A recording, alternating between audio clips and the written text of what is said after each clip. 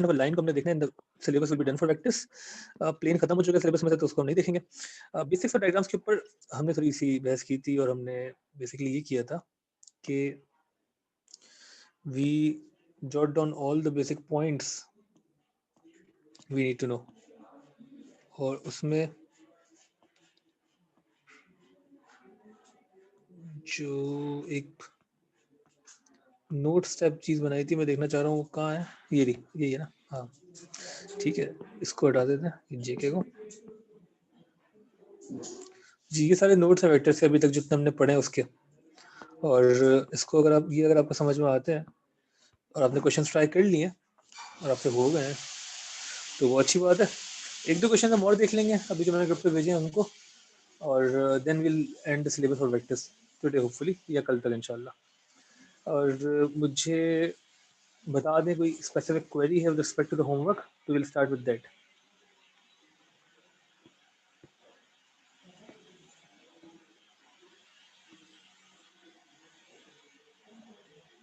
Question 6 part 2 किसी ने दिया? लेक्चर नेट पे नहीं है वाला अभी तक, चलो मैं पूछ लूँगा सर से। ये अपलोड नहीं हुआ है लास्ट क्लास वाला, मैं अभी पूछ लेता हूँ वेट।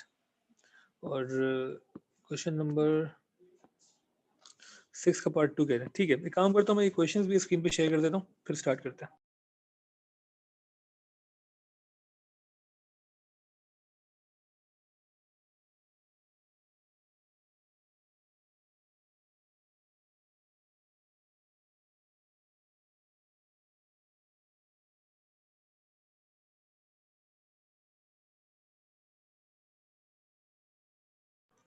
ये अच्छा सवाल पूछा है, क्वेश्चन 6 का पार्ट 2 देखते हैं।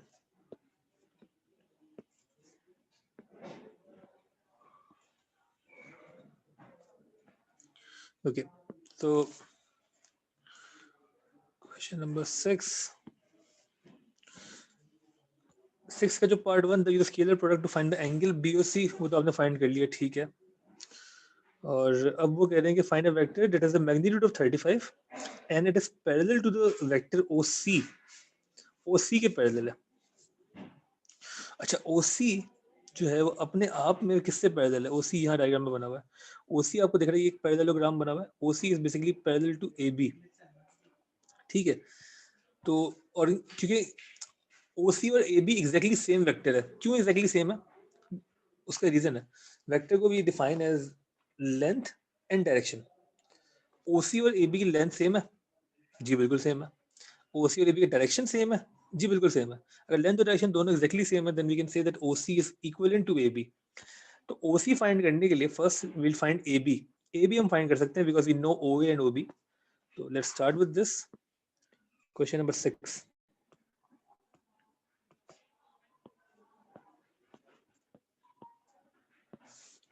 क्वेश्चन नंबर 6, इसमें ओ ए गिवन है और ओ बी गिवन है।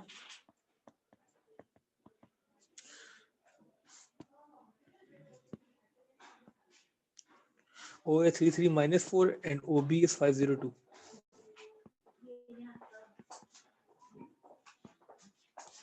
तो पहले तो हम AB फाइंड कर लेते हैं। AB using the position vector rule, AB would be equal to OB minus OA.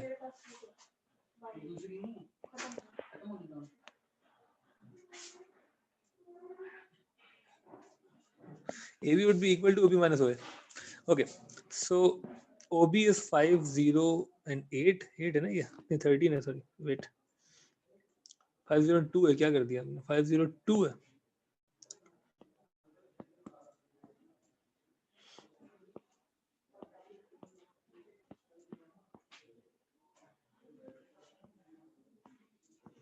Okay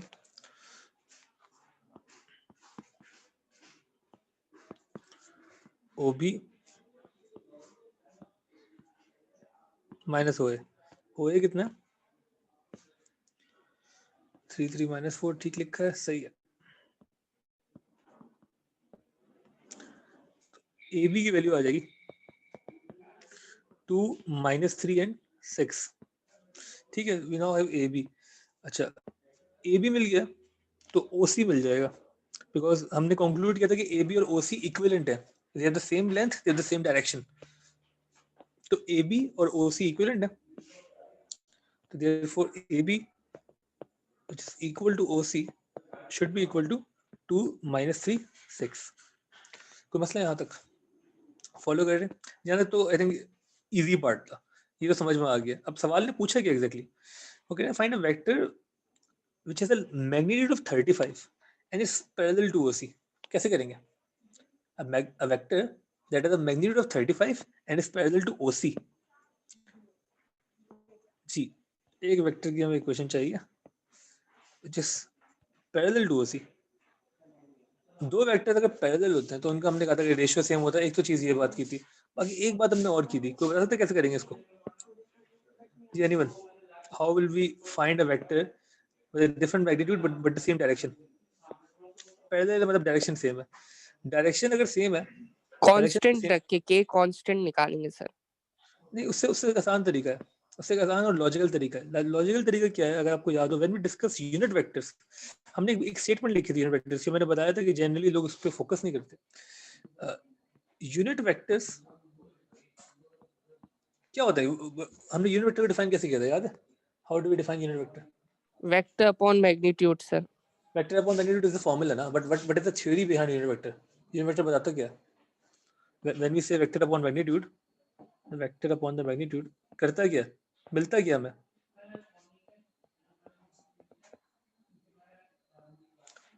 फिर से रिपीट करता हूँ, देखिए हमने डिफाइन किया वेक्टर को as length and direction, length which is the magnitude, ठीक है? अगर मैं वेक्टर में से मैग्नीट्यूड निकाल दूं, डिवाइड बाय मैग्नीट्यूड कर दूं, बचेगा क्या? सिर्फ डायरेक्शन। तो यूनिट वेक्टर का दूसरा नाम क्या है? The direction vector. Unit vector is the direction vector, और डायरेक्शन वेक्टर जो है for parallel lines should be exactly the same. तो हमने एक कंक्लूजन किया था when we discuss unit vector for the first time, जो हमने शुरू किया था वेक्टर्स, उस वक्त हमने डिस्कस किया था इस बात को कि यूनिट वेक्टर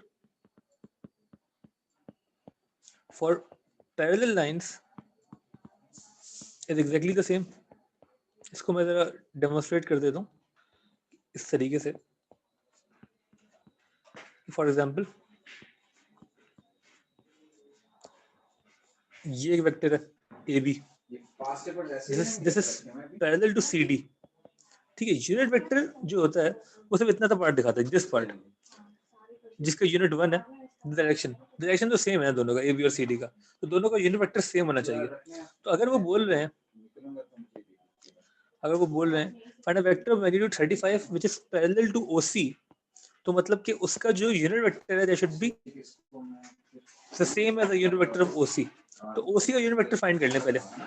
ओसी का मैग्नीट्यूड क्या होगा?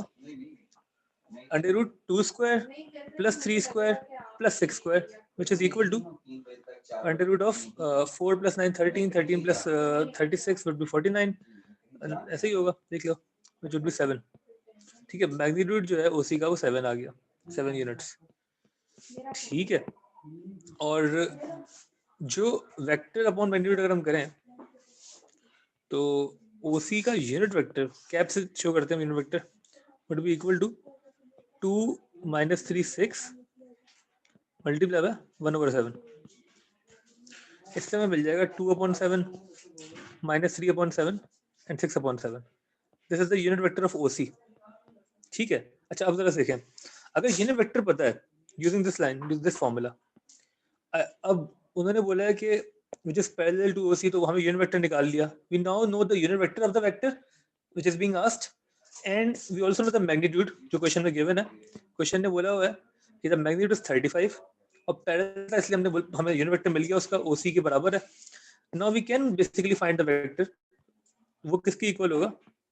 The vector would be equal to, using this formula, इसको रीअरेंज कर दें, unit vector multiply by the magnitude, यही होगा ना, मैग्नीट्यूड से अगर हम मल्टीप्लाई करते हैं यूनिट वेक्टर को, what will you get? You will get the vector itself. Rearrange कर दिया फॉर्मूले को, तो आपने जो वेक्टर फाइंड करना था इवेंचुअली इस केस में, उसको x बोलना है, कुछ भी बोलना है, that would be equal to the magnitude of the vector. Magnitude कितना है वेक्टर का? वो हम कर लें फॉर एग्जांपल 30, वो तो गिवन है क्वेश्चन में, 35 है मेरे ख्याल से, 35 मल्टीप्लाई है दिस यूनिट वेक्टर 2/7 -3/7 6/7। तो आंसर क्या आ जाएगा आपके पास? 10 और 5 into -3 would be -15, 5 into 6 would be 30. This is your answer. ठीक है, कोई मसला है इसमें? क्वेश्चन नंबर 6 पार्ट 2 किसने पूछा था ये? नहीं, वनीजा आपने पूछा था। क्लियर है ये? जी, इसमें कोई मसला है प्लीज पूछ लें, क्लियर तो लिख के भेज दें। 6 पार्ट 2 हो गया, 3 पार्ट 2 भी पूछा। बाकी लोग सुन रहे हैं, समझ में आ रही है बात? यूनिट वेक्टर, वेक्टर मैग्नीट्यूड, ये सब क्या होता है, डायरेक्शन, पैरेलल, जो हम इतनी सारी बातें कर रहे हैं, हो रहा है, समझ में आ रहा है कुछ? ठीक है, चलो लॉजिक से किया हमने सवाल। सर मॉडुलस डायरेक्शन वाला वेक्टर का दोबारा बता सकते हैं? हाँ, मैं बेसिकली ये बोल रहा हूँ, यूनिट वेक्टर का मतलब ही डायरेक्शन वेक्टर होता है। यूनिट वेक्टर जो है that is the direction vector ना। तो हम कह रहे हैं दो पैरेलल वेक्टर्स का, यहाँ क्या लिखा हमने? Unit vector for parallel lines, parallel lines की जगह हम पैरेलल वेक्टर यूज कर लें तो बेहतर है। पैरेलल वेक्टर इज सेम, दो पैरेलल वेक्टर का यूनिट वेक्टर सेम होगा। ठीक है, तो उसने बोला पैरेलल है ओसी से, तो हमने ओसी का यूनिट वेक्टर फाइंड किया और हमने बोला ये सेम होगा as a unit vector for X. और वेक्टर फाइंड करने के लिए फॉर्मूला क्या हो गया? Magnitude multiply by the unit vector itself. उससे हमें आंसर मिल गया। ठीक है,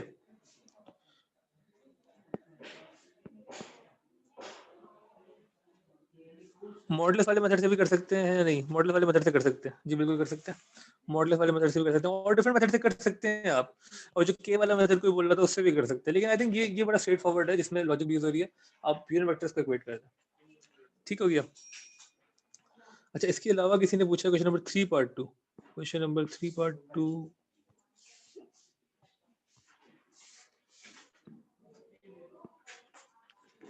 यहाँ पे ओके। इसमें एंगल फाइंड करना है। इन्होंने बोला the point E is the mid point of C D, find the angle E O D. ठीक है, क्वेश्चन पढ़ लें। The position of point A and B are relative to the origin given A and B. ठीक है, the position vector of point C and D relative to O are 3a and 2b respectively. ठीक है, तो ओ सी जो है वो 3a है, ए और बी की वैल्यू लिख देते हैं। मैं जरा इस क्वेश्चन को कॉपी कर लेता हूँ, फिर हम स्टार्ट करेंगे आगे।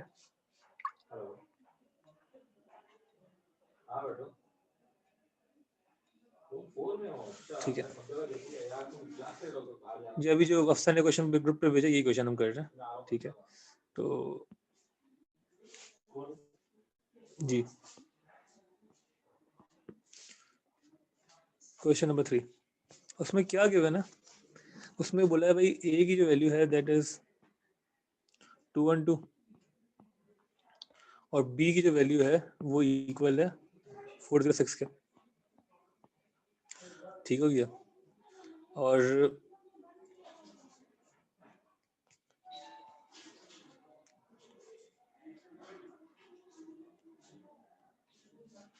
डिलीट क्यों कर दिया आपने क्वेश्चन? ठीक है, और क्वेश्चन ने बोला हुआ है कि ओ सी इस 3 है। ओ सी के बारे में बोला हुआ है कि ये इक्वल है 3a के। ठीक है, तो ओ सी कितना हो जाएगा? 3 मल्टीप्लाई बाई 212।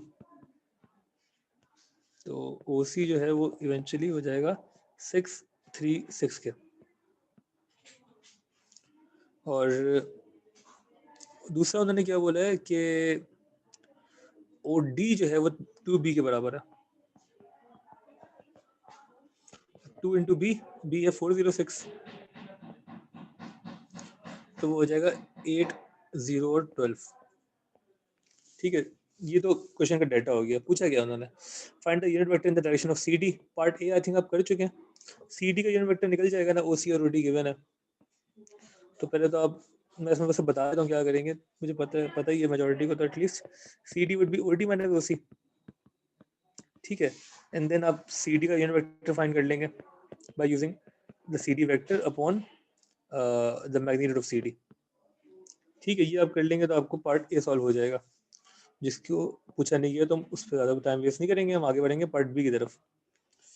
पार्ट बी जो है वो पार्ट टू बेसिकली, वो क्या है, the point E is the mid point of C D. The point E is the mid point of C D. तो एक काम करते हैं, सी डी फाइंड कर लेते हैं क्योंकि हमें पार्ट बी के लिए सी डी की ज़रूरत है। तो सी डी होगा उल्टी माइनस ओ सी, वो है 8012 माइनस 636। ठीक है, which would be 8 minus 6 2, 0 minus 3 is minus 3, 12 minus 6 would be 6। तो ये आ गया सी डी। ठीक है, अब पार्ट बी में ये सी डी यूज हो रहा है किस तरीके से कि the point E is the mid point of C D, find the angle E और डी। ई और डी का एंगल चाहिए। मैंने पहले बताया था कन्वर्जन और डाइवर्जन वाला सीन कि ई और डी मतलब ओ पे एंगल बन रहा है, ऐसा कुछ। ठीक है, अब आप ई ओ और डी ओ का एंगल निकाल लें, डॉट प्रोडक्ट वाली कहानी जो है, या आप ओ ई और ओ डी वाला कर लें।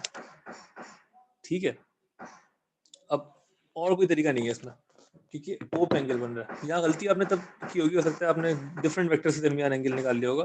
फॉर दिस एंगल ई और डी आप जो फॉर्मूला यूज करेंगे वो ये होगा, cos ई और D would be equal to, किसके इक्वल होगा ये, cos theta is equal to A dot B. A dot B के लिए अब आप ओ ई और ओ डी कर लें, ओ ई डॉट ओ डी।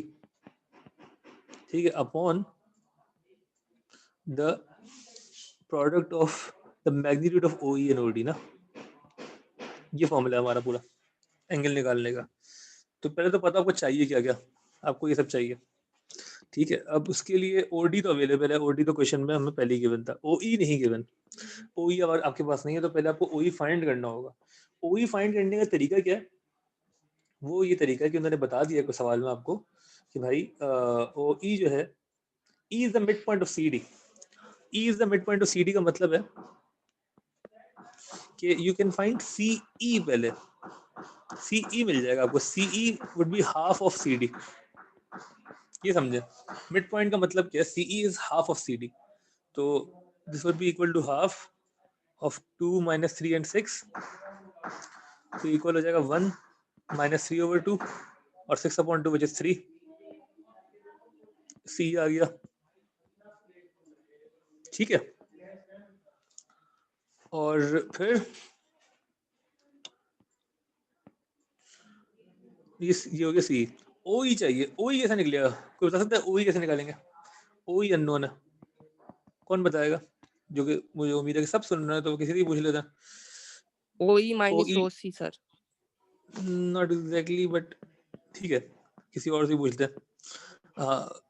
जी, ओ ई फाइंड करना है, तो बता सकता है कोई और? वॉलंटियर कर ले। वनीता बता रही है, नहीं मतलब कुछ और बोल रही थी।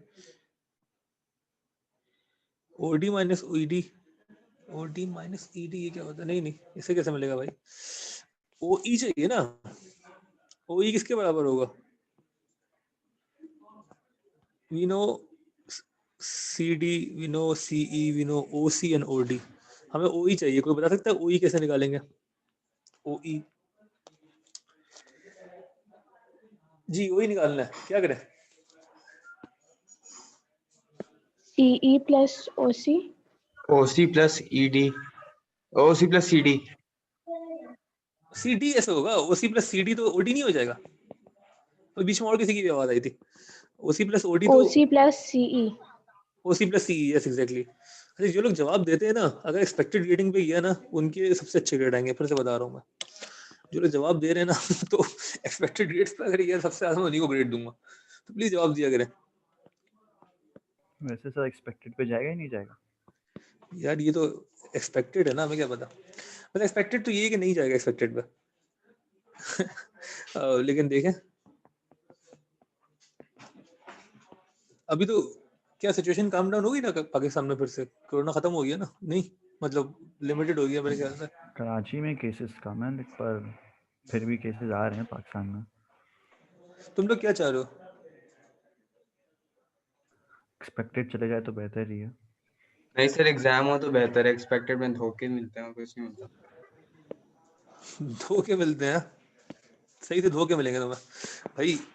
तुम्हें तो अच्छा मिला था यार पिछली बार फरहान, क्या कह रहे हो तुम?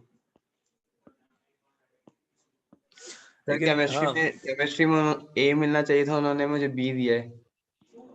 हाँ, मिलना क्या चाहिए था वो तो एक अलग डिबेट है, सही कह रहे हो। वैसे ये बड़े मसले होते हैं यार। वैसे मैं खुद भी एक्सपेक्टेड के हक में इसलिए नहीं हूँ कि मुझे क्या पता यार आपका क्या आएगा है? हम तो एस्टिमेट ही कर सकते हैं, एक्चुअल में तो आपको खुद नहीं पता। तो खैर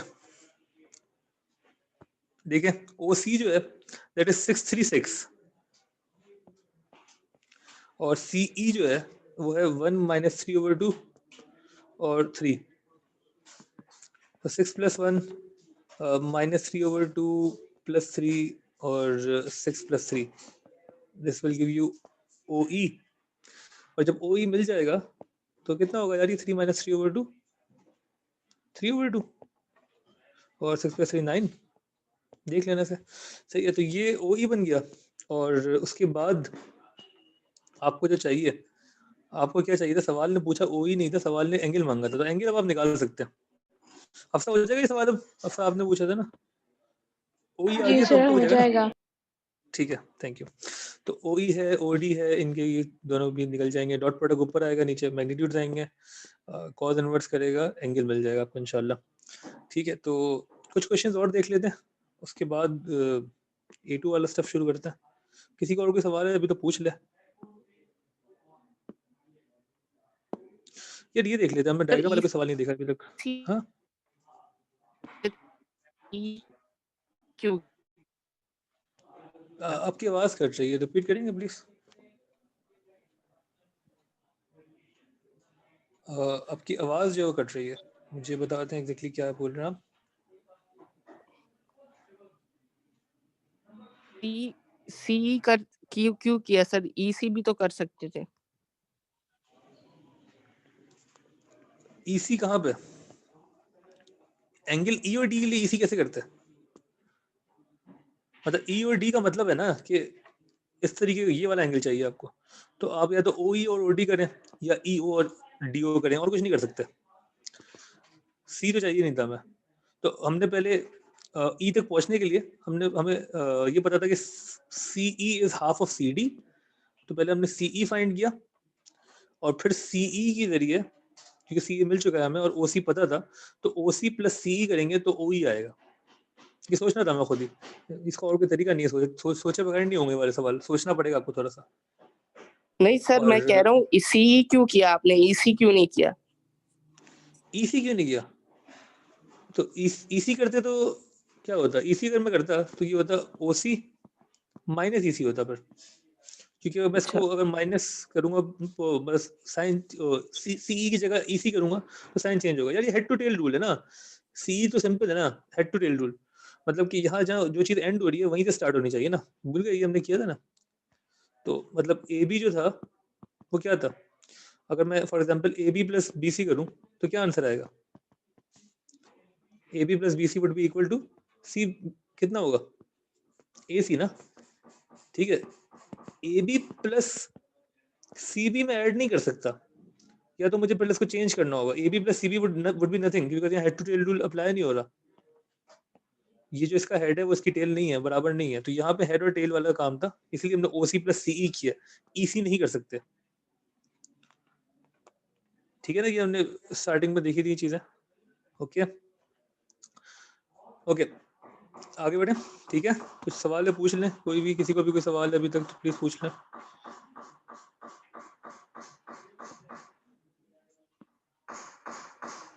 ठीक है, एक्सपेक्टेड को यूनियन एक्सेप्ट नहीं करती, नहीं कर लेती है भाई। अगर दुनिया जहां में होगा तो एक्सपेक्ट कर ली। जैसे आपको पता होगा, यूके का लोकल बोर्ड है, दे हैव अनाउंस कि वो जनवरी में भी उनके एग्जाम्स होते हैं कुछ, और कुछ उनके जो एक्सेल के हैं वो जून में भी होते हैं। तो उन्होंने अनाउंस कर दिया भाई कि हमारा कोई सीन ही नहीं है, मतलब पेपर नहीं लेंगे वो, क्योंकि यूके में इतना बड़ा हाल है। तो वहां तो नहीं हो रहे पेपर। तो एक्सपेक्टेड ही जा रहे हैं, एक्सपेक्टेड जा रहे हैं, तो universities will have to accept.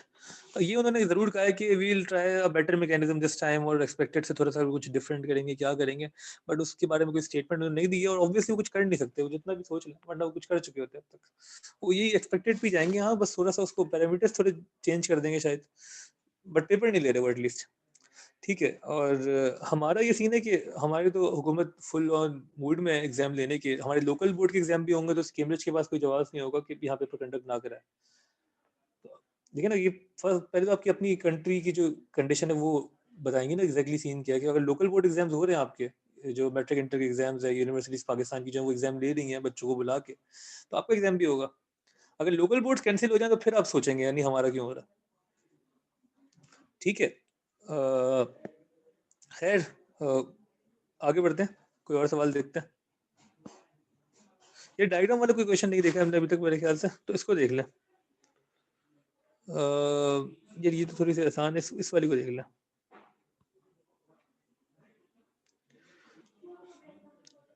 जी, उन्होंने बोला diagram show the pyramid OABC in which the HOC is vertical। OC जो है वो वर्टिकल है, ठीक है, OC यहाँ पे जो वर्टिकल है। और उन्होंने क्या कहा है, the edges OA, OB and OC have length 8, 6 and 10 respectively। Diagram में गिवन है, ठीक है। डायग्राम को देखते रहोगे, मैं ड्रॉ करने की कोशिश भी नहीं करूंगा, मुश्किल हो जाएगी, देख लो ऐसी। और the unit vectors I, J and K are parallel to OA, OB and OC। ठीक है। Express each of the vectors OD and CD in terms of I, J and K। ठीक है। तो अच्छा ये देख ले, इसमें मैंने कहा था जो भी डायग्राम वाली क्वेश्चन है उसमें सबसे इंपॉर्टेंट यही होगा कि उन्होंने कैसे डिफाइन किया हुआ है। तो K क्या है, I क्या है और J क्या है वो देख लें। OB का जो डायरेक्शन है वो J डायरेक्शन है, OC का जो डायरेक्शन है वो K डायरेक्शन है, उन्होंने कहा था वर्टिकल है, और OA is the horizontal I direction. ठीक है। तो पहले तो ये बता दें OD एंड CD। OD देख लें, OD क्या होगा को बता सकते हैं? OD कैसे निकालेंगे? OD में बताएं, एक्सपेक्टेड ग्रेड अगर हो गया तो आपके ग्रेड बेहतर जाएंगे। सही बता रहा हूँ मैं, ये एक फैक्टर मैं जरूर काउंट करूंगा ऑनलाइन क्लासेस का। जी, OD करना है हमने। OD कैसे निकालेंगे, कोई बता सकते हैं इस डायग्राम में? How will you find OD?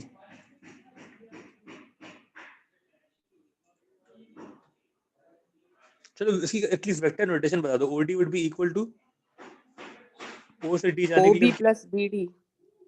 OB plus BD। ठीक है, एक ऑप्शन ये है कि हम O से पहले B जाएं और B से D जाएं, या हम OA प्लस AD भी कर सकते हैं। ठीक है ना। क्वेश्चन 8 मैंने होमवर्क में दिया था, ये हो गया था आप लोगों से, आई थिंक दिया था, नहीं दिया था, टोटल 6 दिया, सॉरी नहीं दिया था। ठीक है, तो डायग्राम वाला हम देख लेते हैं खुद ही। Question number 8 part A। ठीक है, तो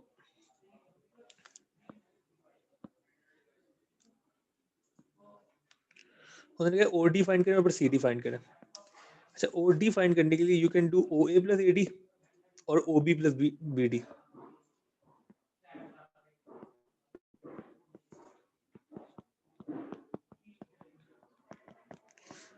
अच्छा, या आप कर लें OD would be equal to OB plus BD।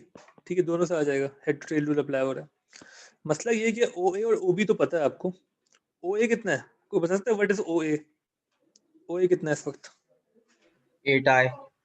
8i। ठीक है, और OB इज 6j। ठीक है। AD कैसे निकालेंगे, AD या DB कैसे निकालेंगे? Sir Pythagoras theorem.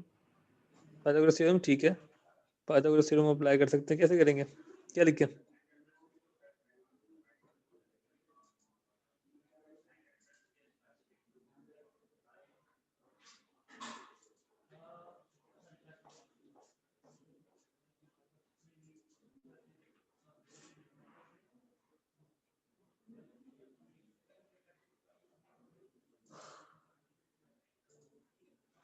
जी, हमें AD फाइंड करना है या DB फाइंड करना है, कौन बताएगा भाई? AD और DB कैसे फाइंड करेंगे?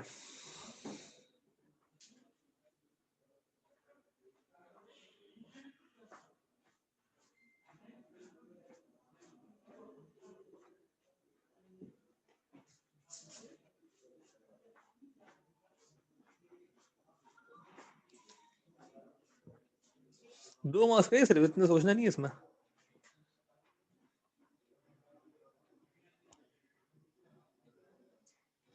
AD is equal to half AB. AD is equal to half AB बोला हुआ उन्होंने? हाँ बोला हुआ है। नहीं और मतलब D is the हम लोग midpoint। ढूंढ सकते हैं हाँ नहीं ना। बोला, नहीं बोला हुआ अभी उन्होंने, D is the midpoint ना, D is the midpoint of AB, ठीक है बोला हुआ है। AD is half AB, ठीक है ये लिख देते हैं इसको भी, AD is equal to half AB।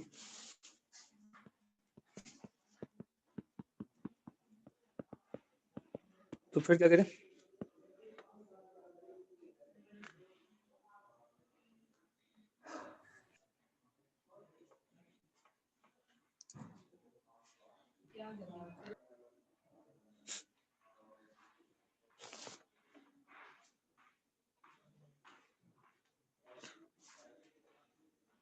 इसका मतलब है जितना AD है उतना ही DB है, ठीक है, लेकिन AB कैसे इसके बाद निकालेंगे? करेंगे 6 square plus 8 square equal C square.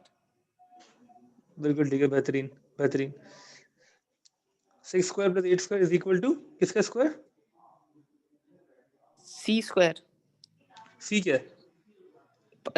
AB का स्क्वायर। AB बिल्कुल ठीक है। ये जो एंगल बन रहा है आपका, ये एंगल देखिए, डायमेंशन ये आई थिंक फिजिक्स वालों को पता होगा, फिजिक्स वालों को पता होगा, पता होना चाहिए। But the difference between dimension and direction, जो फिजिक्स पढ़ता है, डायमेंशन और डायरेक्शन में क्या फर्क होता है? डायमेंशन 4/2 होता है और सर डायरेक्शन होता है सिर्फ एक ही लाइन का, मतलब सिर्फ स्ट्रेट। हाँ डायमेंशन 4/2 जैसे लेंथ बाय ब्रेड्थ होता है ना सर। 4/2 नहीं, डायरेक्शन तो अनफिनिट हो सकती है ना। नहीं गलत बोल रहे हैं। डायमेंशन क्या होता है कोई भी और फिजिक्स में? चैट पे बोल दें अगर आप यहाँ पे नहीं बोल रहे।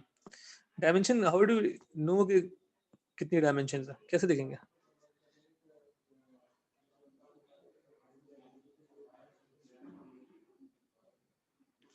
सही कह रहे हैं बिल्कुल। Tayyab 8 square plus 6 square into divide by 2, ठीक है वनीसा, ओके। मैं ऐसे ही पूछ रहा हूँ एक ऐसी कोई क्वेश्चन फिजिक्स वालों से। डायमेंशन हम बड़ी बात करते हैं ना कि मल्टीपल डायमेंशन हैं और देयर में भी a few dimension that unknown और पता नहीं क्या क्या क्या। तो डायमेंशन क्या होती है? एक 2D फिगर और 3D फिगर में अगर जो फर्क है वो तो चलो सही, हम कहते हैं डेप्थ है। 3 क्यों है इसमें डायमेंशन? जितनी भी डायमेंशन होती है ना, अगर ये इन्होंने यहाँ पे बनाई हुई है, ये 3 डायमेंशनल फिगर है ना, ये सब ना डायमेंशन जितनी भी होती हैं, they should all intersect at 90 degrees. All dimensions should intersect at 90 degrees. आप किसी भी क्यूब को देख लें, क्यूबॉइड को देख लें, उसमें जितनी भी डायमेंशन है ना, डायमेंशन डायरेक्शन की बात नहीं कर रहा मैं, dimension should intersect at 90 degrees, 90 degree के एंगल से निकल रही हो सब और ओवरलैपिंगली, तो they are all perpendicular to each other. तो फॉर एग्जांपल यहाँ पे हमें ये पता है कि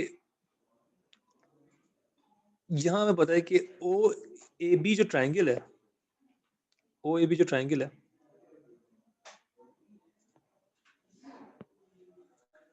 दिस ट्राइंगल, इसको अगर मैं बना दूं,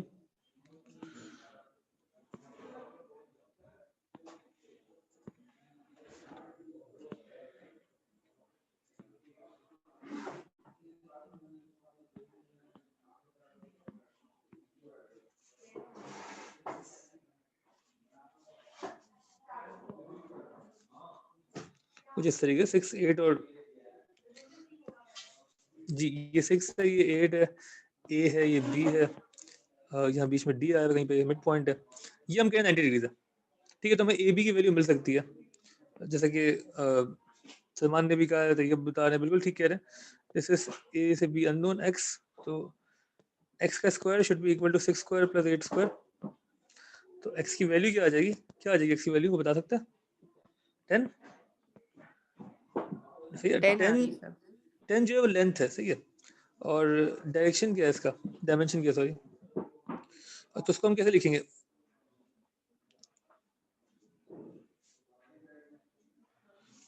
तो ओ ए प्लस ए डी, अगर मुझे करना है, मुझे ओ डी फाइंड करना था, O D is O A plus A D,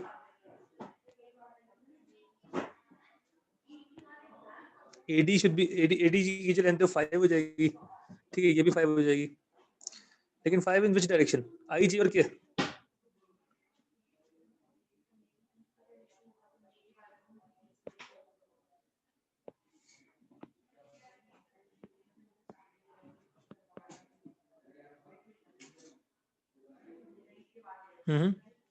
जी ये मुझे बताएं, फाइनली OD जो है वो हम कह रहे हैं OA प्लस AD होगा, ठीक है यार। ये इसको टाइम देने का मकसद ये है कि इसको बस समझ लें, डायग्राम्स वाले क्वेश्चन तंग कर सकते हैं आपको, AS में भी करते थे लोगों को। OA प्लस AD चाहिए ना हमें, the vector OD and CD। अरे यार इसका भी तो हल नहीं है अभी हमारे पास, खैर अभी बताएं OA प्लस सर AD क्या 8 करें? प्लस 5 हाँ ना, लेकिन हमें वेक्टर चाहिए ना, तो 8I है, OA तो 8I है, AD क्या है? I है, J है, K है, क्या है?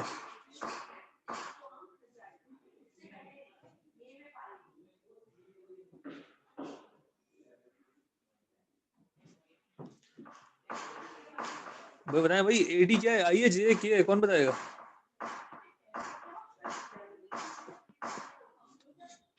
कोई नहीं बता रहा। चलो यार बैटरी कम है, मैं ही बता देता हूँ भाई। AD जो है वो ना I है, ना J है, ना K है, ठीक है। आपको OB पता है वो है 8J, और OA पता है वो है 8I, तो आप इसको यूज करेंगे। वो OB पता है 6J और OA पता है 8I, तो you will be using these two and you will be saying कि भाई AB जो है इस केस में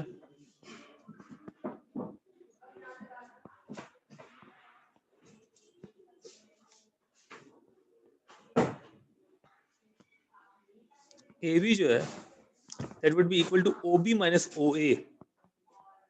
कैसे करेंगे आप, बात समझ में आ रही है? और OB और OA आपको पता है, OB is basically 6J और OA जो है वो है 8I, तो 6J minus 8I।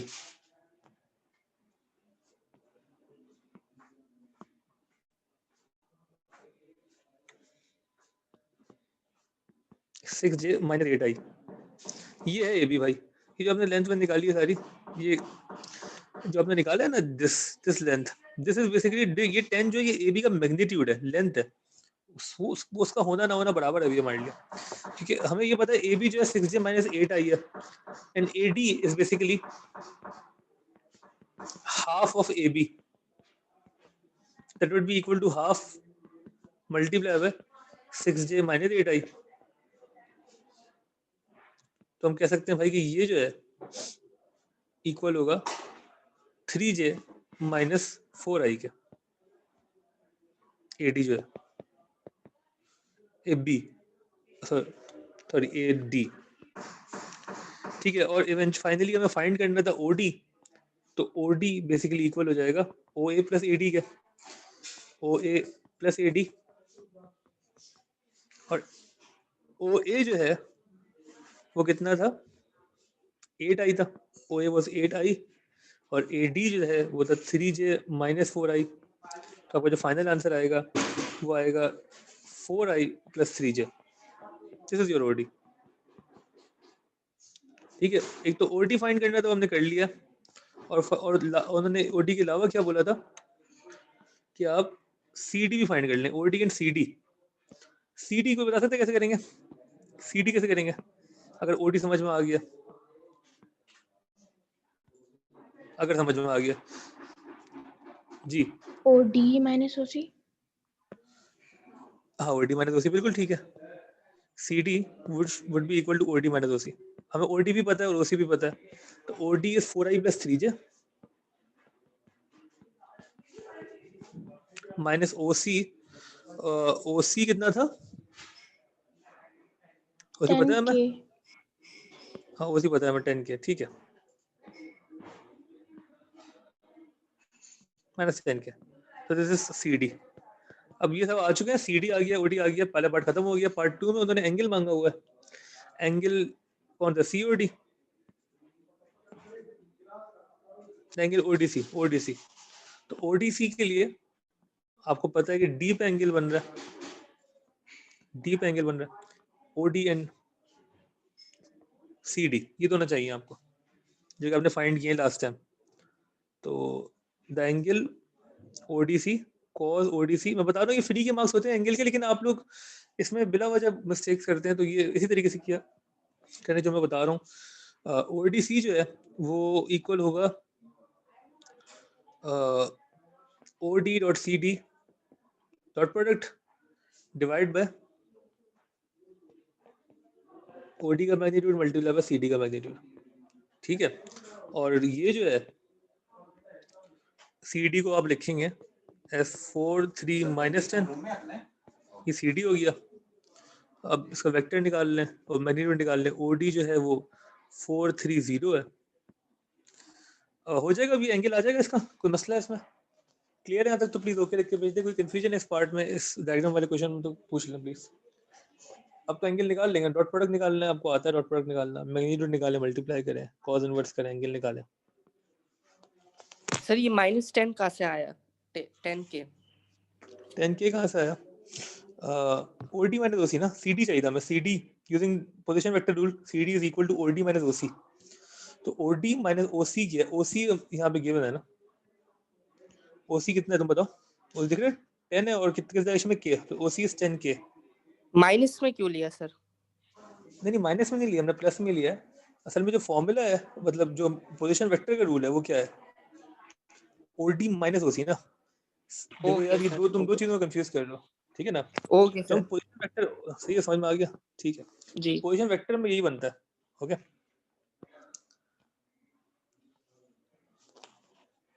क्लियर है किसी को? सर जी जी जी जी। एंगल निकालते वक्त हम लोग ये लिख सकते हैं क्या, ओडी इंटू डीसी? नहीं लिख सकते, अभी तो मैंने बताया, the angle both should converge to the centre ना। डीप एंगल है, डीप जी सेंटर में ना, तो आप ये लिख सकते हैं ओडी और सीडी लिख सकते हैं, या आप कर सकते हैं दोनों को डाइवर्जन कर दें। क्या आप बोले भाई कि डीओ और सीओ, और सॉरी डीओ और डीसी, ये दोनों कर लें, या तो दोनों डाइवर्ज करेंगे इससे, या दोनों कन्वर्ज करेंगे।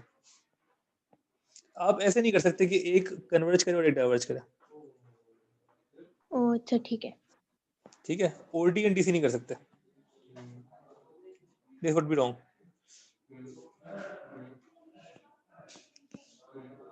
ठीक हो गया। जब भी हमने क्या किया, हमने नॉर्मली हम यही करते हैं कि जो अवेलेबल है, क्योंकि हमारे पास ओडी अवेलेबल था और हमारे पास सीडी भी अवेलेबल था ना, तो हमने सी को कर दिया, हमने कहा ओडी एंड सीडी, ठीक है।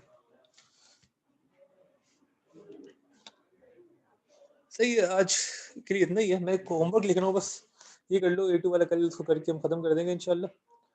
तो जो आपने क्वेश्चंस करने हैं अब, मोहन एक सेकेंड मैं दिखा देता हूँ। 9 till 13 कर लें बस, क्वेश्चन नंबर 9 till 13 सिर्फ इतना से कर लें आज ही आज में, ताकि आपको बेसिक समझ में आ जाए सारी, ठीक है। और कुछ मसला हो तो पूछ लें, उसको डिस्कस कर लेंगे। बाकी और कोई सवाल है तो बता दें, वरना we are ending the class है, ठीक है फिर, ओके, अल्लाह हाफिज़।